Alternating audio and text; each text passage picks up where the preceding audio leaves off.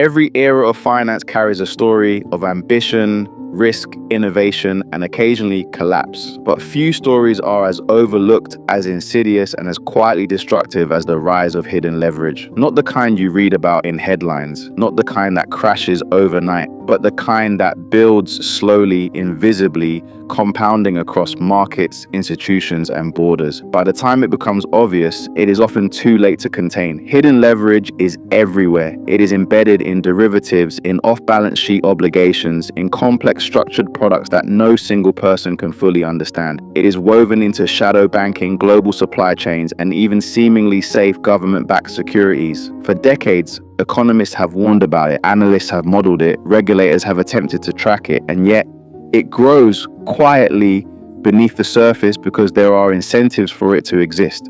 Profit is immediate, growth is rewarded, transparency is slow, and risk, when hidden, is often ignored until it is amplified. When hidden leverage accumulates across multiple institutions, across multiple markets, the system becomes like a tightrope stretched too thin.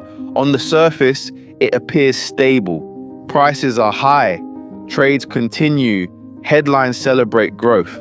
But beneath, tension mounts. Small shocks propagate faster than expected, correlations become tighter, contingencies assumed impossible begin to occur simultaneously. Liquidity, which always seems abundant in theory, becomes scarce in practice. The irony is that the more complex the system, the harder it is for anyone to stop it. Managers trust models, not intuition. Investors trust ratings, not fundamentals. Regulators trust reports, not real-time exposure.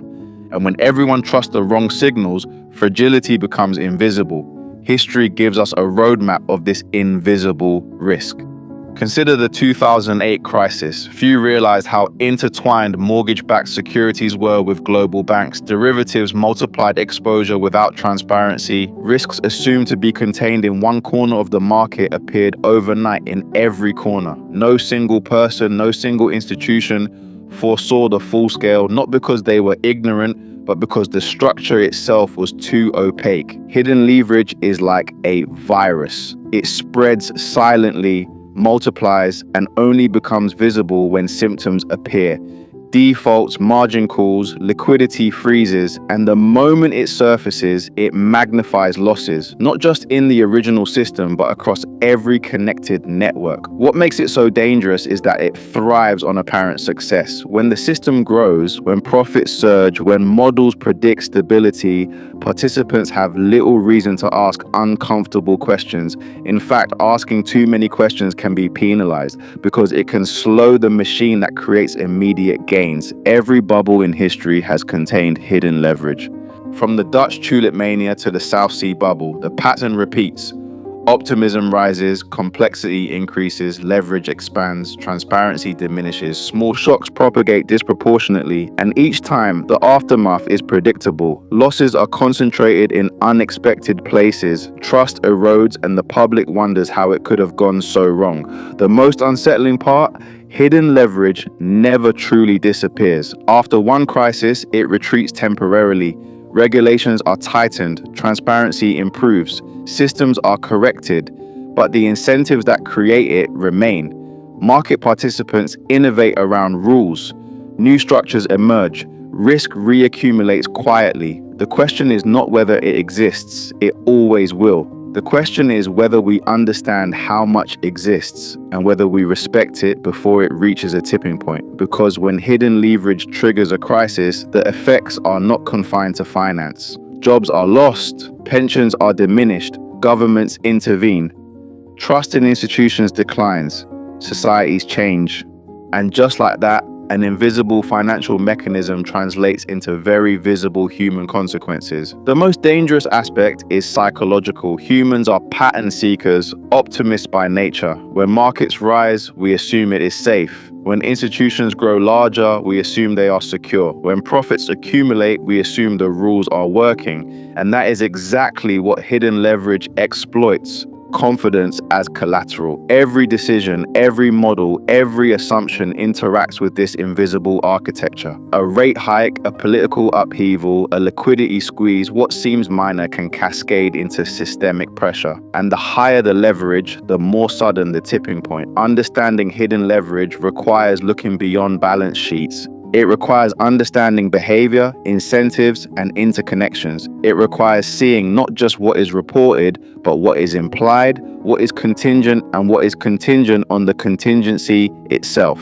In many ways, the financial system is like a living organism. It adapts, evolves, and grows. And like any organism under stress, vulnerabilities emerge in unexpected places. Hidden leverage is its silent pulse, undetectable until something triggers a shock. And when that shock comes, it is rarely proportionate to the cause. A minor error, a small default, a slight mispricing, amplified across a network of obligations, promises, and dependencies, it becomes catastrophic. This is why understanding hidden leverage is critical, not to induce fear, but to illuminate the unseen, to reveal that stability is never guaranteed, that growth is never risk-free, and that confidence alone is not safety. Hidden leverage does not exist in isolation. It thrives because financial systems are interconnected, more than most people realize. Banks lend to each other, hedge funds trade with counterparty risk, corporations hedge with derivatives, and governments intervene across borders. One misstep in one corner can ripple outward, magnified by these invisible connections. Consider, for example, a small default in a mid-sized institution. On its own, it may seem insignificant, but if that institution has positions tied to dozens of counterparties, each with their own exposures, the risk multiplies exponentially. Suddenly, what was a minor loss becomes a network-wide shock. This is why crises often appear sudden, even when the underlying conditions have been brewing for years. Central banks and regulators attempt to monitor these webs, but even they face limitations. Models assume rational behavior, liquidity, availability, and independent actions. Reality rarely follows these assumptions. During moments of stress, correlations spike. Risk spreads in ways models never anticipated. The very complexity meant to diversify risk instead concentrates it. It's a paradox. Financial innovation promises stability by spreading risk, yet by hiding it, it can accelerate destruction when markets move against it. Collateral chains, derivatives, off-balance sheet obligations, and securitized products all create layers that no single participant can fully map. This opacity is exactly what allows hidden leverage to grow, and exactly why it becomes dangerous when exposed. History has shown the consequences.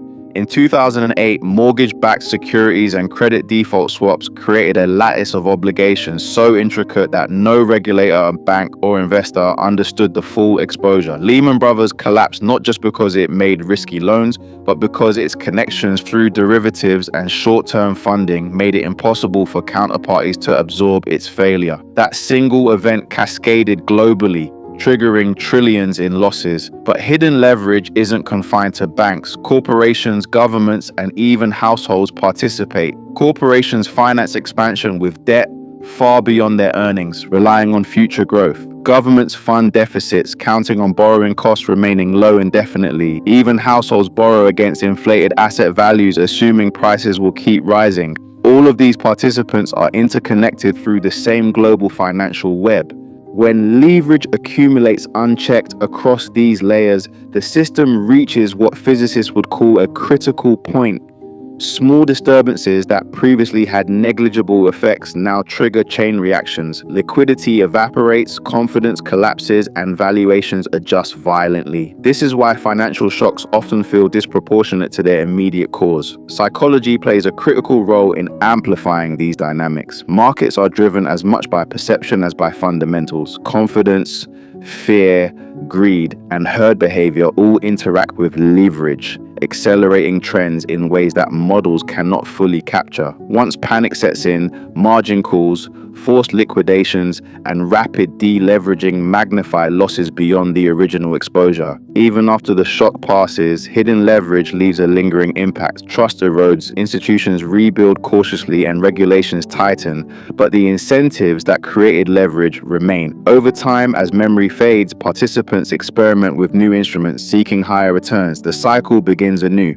Understanding hidden leverage is therefore not just about analyzing balance sheets, it's about recognizing patterns of behavior, systemic interconnections, and incentive structures. It requires asking uncomfortable questions. What happens if confidence falters? If rates rise suddenly? If a major counterparty defaults? How many layers of obligation exist that no one can see? Few ask these questions before it's too late. Most rely on historical precedent or reassurance from authorities. But history is never static, and the next crisis is rarely identical to the last. Each iteration introduces new instruments, more complexity, and hidden dependencies that amplify risk in unforeseen ways. The lesson is clear. Stability is always conditional. Growth is never risk-free, and the trillions of dollars appearing on balance sheets may represent promise more than substance. Welcome to Cash and Chronicles, where money, power, and history collide.